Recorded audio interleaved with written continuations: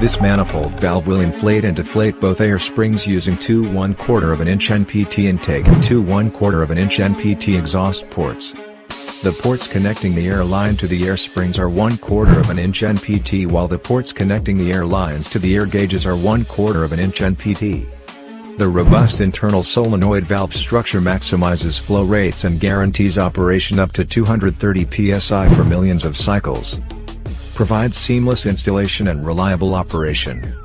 Included in this kit is also a dual needle gauge dash panel with two 3-position momentary rocker switches, 50 feet of 3/8 inch outer diameter nylon hose and 35 feet of 1/4 inch outer diameter nylon hose with their respective fittings to connect them to the manifold.